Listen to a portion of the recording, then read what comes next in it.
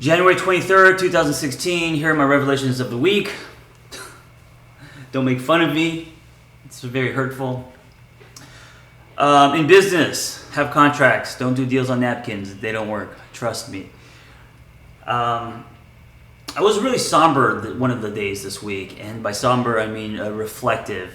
We always have a day once in a while where you're thinking a lot about your life, asking yourself big questions like, what's my purpose? Am I happy? All that kind of stuff. And replaying past events and, just trying to kind of connect dots and find meaning. So I had one of those days this week, and I took all that into the therapy room and had a conversation with my therapist, which was interesting. And also had a good conversation with my girlfriend, Liz. And Liz, if you're watching this, I appreciate you supporting my somberness as well as all my other defects. So let's put a bookmark there and jump into the DeLorean and talk about my childhood a little bit. So I was raised very Korean, and if you're Korean and you're watching this, it's a total stereotype. I guess I should just say my family, but not a lot of emotional capacity. Very left brain, very logic, dinner conversations revolving around business, debt, how much we sold, chasing the American dream, that kind of thing. And so not a lot of room for hugs and I love yous, and they express their love through chicken McNuggets and designer jeans and cable TV, I guess. So that was my childhood, and of course that's going to affect me as an adult, right? My wiring.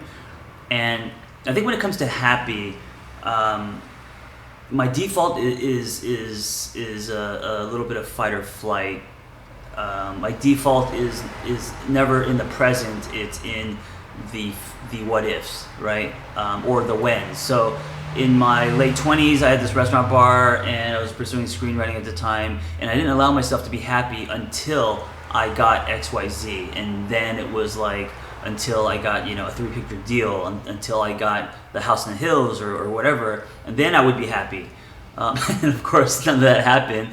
And now at 42, I don't believe in that. I don't believe in this idea that happiness is tied or contingent to a giant if. And I know that if you decide to believe that, you're just going to be on a hamster wheel your entire life.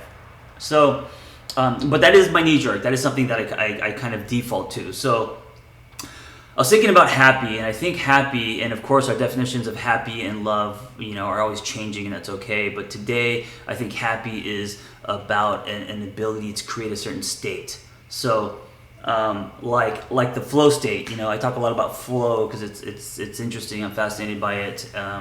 As an athlete, you tap into flow. As well as a writer, getting into you're tapping into your flow state and producing as much creativity as you can, losing track of time, etc.